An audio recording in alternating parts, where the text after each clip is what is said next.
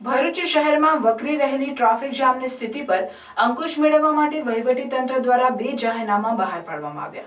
જે મુજબ ભરૂચની નર્મદા ચોકડીથી દહેગામ ચોકડી સુધી ભારે વાહનોની અવરજવર પર પ્રતિબંધ ફરમાવવામાં આવ્યો છે, તો કંપનીની ખાનગી લક્ઝરી બસ માટે પણ 7 જેટલા પિકઅપ અને ડ્રોપ પોઈન્ટ નક્કી કરવામાં આવ્યા છે. ઔદ્યોગિક રીતે વિકાસ પામી રહેલા ભરૂચમાં ટ્રાફિક જામનો પ્રશ્ન વિકટ બની રહ્યો છે. ખાસ કરીને ભરૂચ શહેરમાં દિન પ્રતિદિન ટ્રાફિક જામની પરિસ્થિતિ વકરી રહી છે. નેશનલ એક્સપ્રેસ વેનો એક્ઝિટ અને એન્ટ્રી પોઈન્ટ પણ ભરૂચ શહેર નજીક હોવાના કારણે અનેક વાહનો ભરૂચ શહેરમાંથી પસાર થાય છે. આ તરફ દહેજ સહિતની ઔદ્યોગિક વસાહતના કારણે મોટા ભારદારી વાહનો પણ શહેરને અડીને આવેલા માર્ગો પરથી પસાર થાય છે, જેના કારણે વારંવાર ચક્કાજામની પરિસ્થિતિનું નિર્માણ થઈ રહ્યું છે. હાલ ધોરણ 10 અને 12 બોર્ડની પરીક્ષાઓ પણ ચાલી રહી છે, ત્યારે પરીક્ષાર્થીઓ ટ્રાફિક જામમાં ન અટવાય તે માટે ભરૂચ જિલ્લા વહીવટીતંત્ર અને પોલીસ વિભાગ દ્વારા મહત્વનો નિર્ણય લેવામાં આવ્યો છે. તારીખ 1 માર્ચથી ભરૂચની નર્મદા ચોકડીથી દહેગામ ચોકડી સુધી માલધારી ભારે વાહનોના પ્રવેશ પર તંત્ર દ્વારા પ્રતિબંધ ફરમાવવામાં આવ્યો છે. સવારે 5 વાગ્યાથી રાત્રે 9 વાગ્યા સુધી ભારે વાહનો આ માર્ગ પરથી પસાર થઈ શકશે નહીં. જોકે ખાનગી બસ અને એસટી બસને આ જાહેરનામામાંથી મુક્તિ આપવામાં આવી છે. નર્મદા ચોકડીથી દહેગામ ચોકડી સુધીનો માર્ગ બંધ હોવાના કારણે ભારદારી વાહનોએ વૈકલ્પિક માર્ગનો ઉપયોગ કરવાનો રહેશે. આ જાહેરનામું તારીખ 17 માર્ચ સુધી અમલમાં રહેશે. અને આ સમયગાળામાં આ ભારે વાહનોને જવા માટે એક જુદા જુદા 3 ડાયવર્ઝન આપવામાં આવેલા છે. જેમ કે દહેજથી વડોદરા તરફ જવું હોય તો આવા ભારે વાહનો દહેજ ટાઉનથી આમોદ ચોકડી થઈ, કડોદરા ચોકડી થઈ, મુલેર ચોકડી થઈ, આમોદ થઈ, સરભણ ચોકડી થઈને વડોદરા જઈ શકશે. ત્યારબાદ દહેજથી સુરત જવું હોય આવા ભારે વાહનોને તો આ વાહનો દહેજ થઈ, રૈયાદ થઈ, પખાજણ થઈ, વાઘરા થઈ, વિલાયત થઈ, દેરોલ થઈ, દયાદરા થઈ, નબીપુર થઈને સુરત કે અંકલેશ્વર તરફ જઈ શકશે. જ્યારે વિલાયત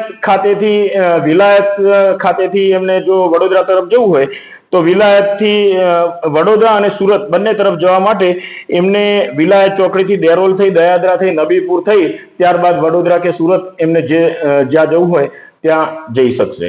એટલે આ રીતે ટ્રાફિકના સમસ્યાના નિવારણ માટે આ ભારે માલવાહક વાહનો માટેનું એક આ રીતનું જાહેરનામું બહાર પાડવામાં આવેલું છે.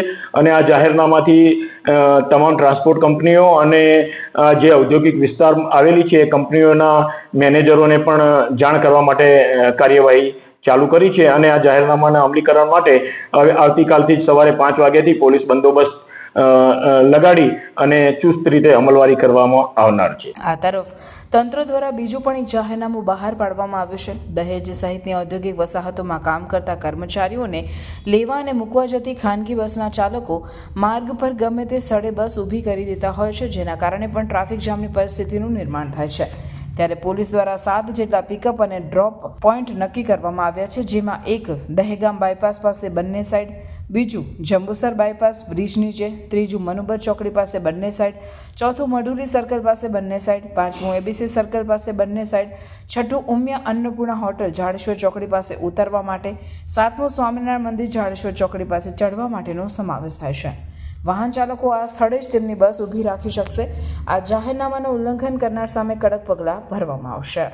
ખાનગી બસો કે જે કંપનીઓની બસો છે હવે ગમે ત્યાં ઊભી રાખવાના બદલે પેસેન્જરોને લેવા અને મૂકવા માટે ભરૂચ શહેરમાં 7 જેટલા પોઈન્ટ નક્કી કરવામાં આવેલા છે.